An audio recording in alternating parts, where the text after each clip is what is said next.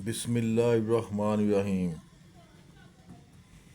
आज हम आपको दो लफ्ज़ मिला कर लिखना सिखाएंगे। तो आज आपको समझाएंगे कि लफ्ज़ जब टच हो जाए ना किसी के साथ, दूसरे लफ्ज़ के साथ, तो उसकी शक्ल बदल जाती है। जैसे ये अभी मैं आपको बताऊंगा। ये लफ्ज़ लिखा होगा बे दाल बद। ठीक है, पहले बे है फिर दाल है, बद। तो ये देखें, इसके बे के साथ दाल मिला तो ये दाल की शक्ल बदल गई। ये रे है, ये देखें। हालांकि इस तरह चाहिए था कि ये बे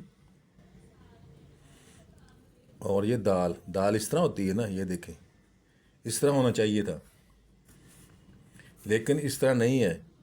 इस तरह ये देखें रे पड़ी है। तो इससे साबित होगा इसकी शक्ल बदलती है। ये बेदाल बद है, पढ़ा जाएगा, ठीक है, लिखा जाएगा इस तरह। ये सही नहीं है लिखाई के लिहाज से, खुशखती के लिहाज से। ठीक है, इस तरह आपने लिखना है, इसकी शक्ल बदल जाएगी। बे, ये इसकी, ये रे इसके साथ मिलानी है, लेकिन पढ़ा जाएगा ये दाल।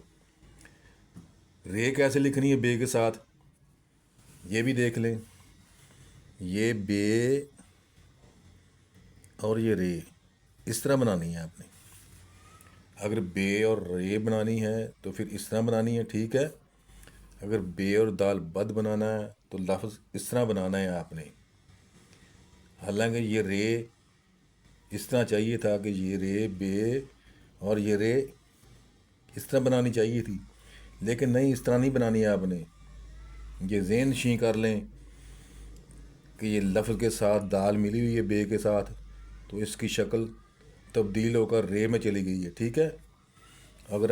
अगर आपने बे रे बर लिखना है या पर लिखना है तो ये नुक्तों का ही सिर्फ फ़र्क पड़ेगा, लेकिन रे इस तरह होगी।